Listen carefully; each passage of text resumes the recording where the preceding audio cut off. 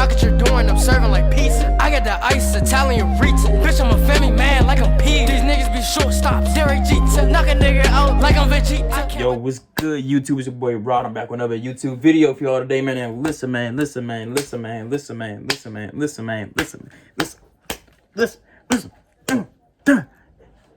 Hey, man, got another YouTube video for y'all. You know what I'm saying? Obviously. Got another reaction, obviously. Y'all see the title, WW1 Oversimplified Part 2. You know what I'm saying? And before we get into this video, I want y'all to like, comment, subscribe. And hit that bell with post notifications. Get notified when I post something, you know what I'm saying? And follow my IG and Snapchat, the intro and outro. My IG in the description along this original video. So go show Oversimplified some love, you know what I'm saying? But I need more. I'm trying to go and get to where they at, you know what I'm saying? You know, bruh, how many subscribers you got again? 4.09 million. You know what I'm saying? I need that expeditiously. I need that astronomically, expeditiously, quick, you know what I'm saying? But hey, man, roll the clip, because I need it. Roll the clip. I need it! Hey, but with all that said, man, let's hop into this video. Shall we? Put it in the basket. Let's get it. With both sides stuck in a hard stalemate, they knew this war wasn't going to be about taking territory, but about simply wearing each other down. The Allies had plenty of men to expend from its overseas dominions, and the British also started a naval blockade, so Germany couldn't import stuff, like food.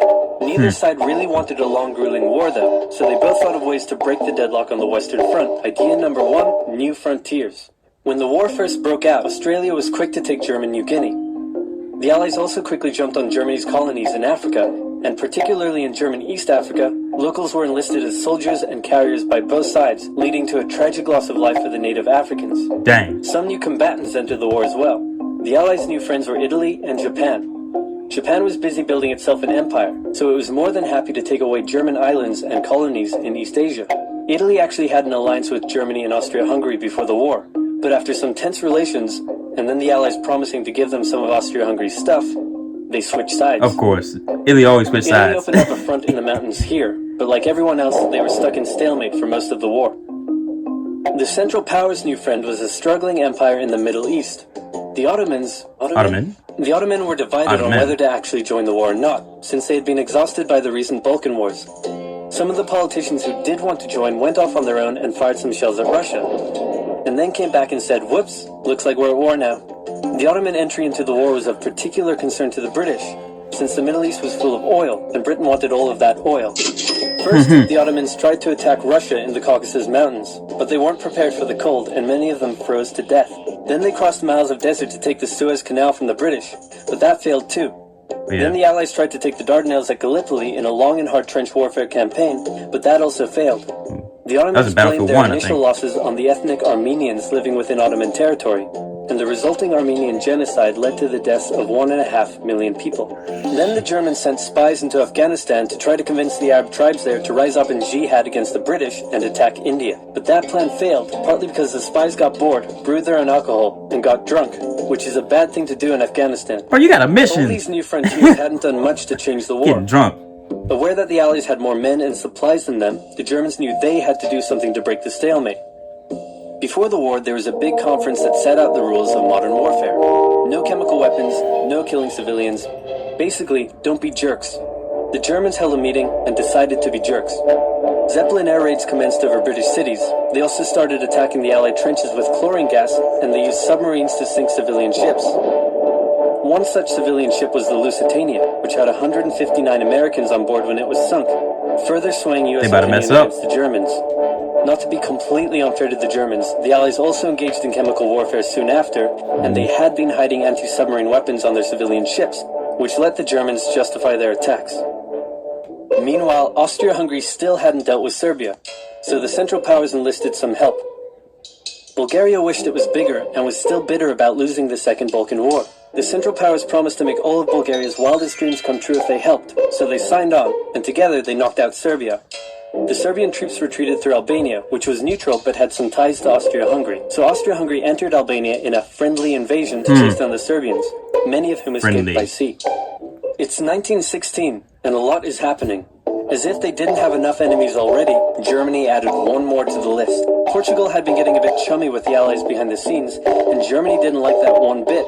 Around the same time, the only sea battle of the war happened. Both sides had a new powerful class of battleships called dreadnoughts, but they were so expensive to build that neither side wanted to risk losing them in a battle, so they kept them in port, except for one time when they had a big fight and a bunch of them got damaged, so they didn't try that again. The UK started conscripting men to the army, so they had plenty of reserves, which is just as well because the Western Front was about to get brutal. The longest and one of the bloodiest battles of the war started when the Germans launched an attack around the French city of Verdun. The French defended it desperately, leading to hundreds of thousands of casualties. Under pressure, the French called on its allies to do something to draw the Germans' attention away, so the British started their own long and brutal fight, the Battle of the Somme, with 60,000 British casualties on just the first day. Oh my It was also Lord. here that the British first used one crazy brand new piece of sci-fi technology. The Russians had been getting pushed back further and further into their own territory, but in response to the French call for help, they began a huge offensive, and did really well until they ran out of supplies and got stuck.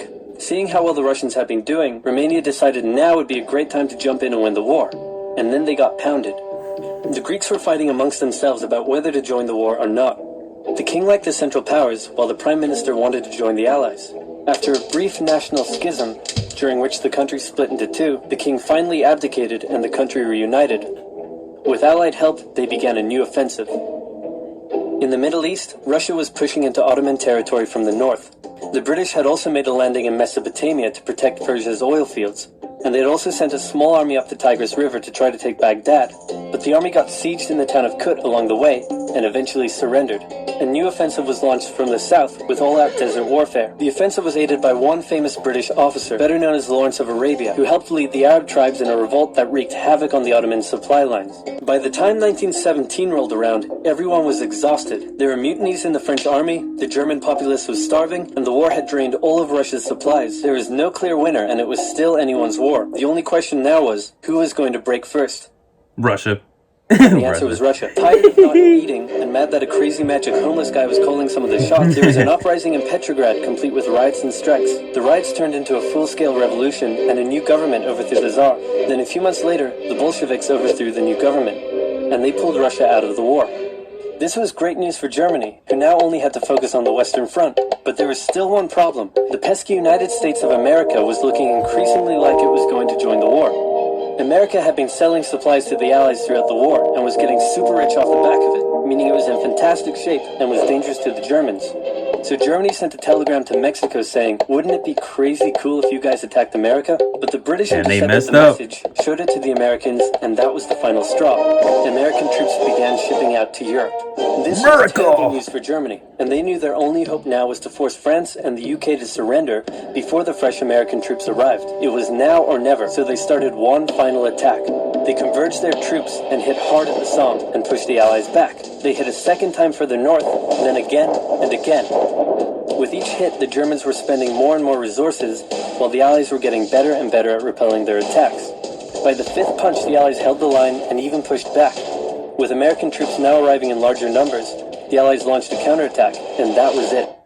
The Central Powers were being pushed back on all fronts. Bulgaria collapsed first, followed by the Ottoman Empire, then Austria-Hungary, and finally on November 11, 1918, at 11 o'clock, Germany surrendered. At the peace treaty, Germany was forced to reduce its military, accept war guilt, and pay the bill for the war. After indescribable suffering and millions dead, the world learnt its lesson and never had such an awful war again. Psych. For about 20 years. That's the end of that video, man. Whew. They went a little too hard on Germany. That's where Hitler got his up.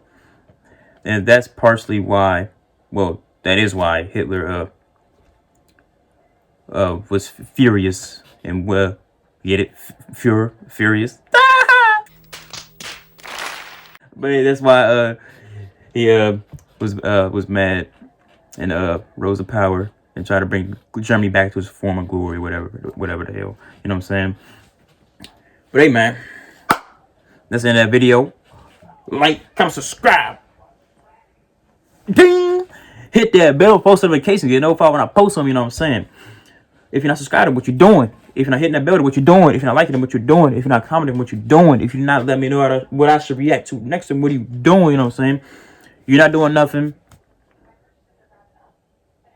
I don't know what you're doing, and you sure don't know what you're doing. So you might as well just do both of us a favor and like, comment, subscribe, and hit that bell. You know what I'm saying? Come on, just do it. Stop being lazy. Just do it. You know what I'm saying? You just sitting here on your, you just sitting here watching. Just, all you gotta do is click, tap on your phone. You know what I'm saying? But stop. Yeah. Come on now. Do it for us. Do it for us. Yes, me and you. Me and you. Let's do it for me and you. But hey, man. Follow my IG, Snapchat, intro and outro. Follow my IG down below in the description. And it's in there along with this original video. So go show Oversimplified some love. And I need more. I need more. I need more. I already established this. And hey, man, I'm gone. Free.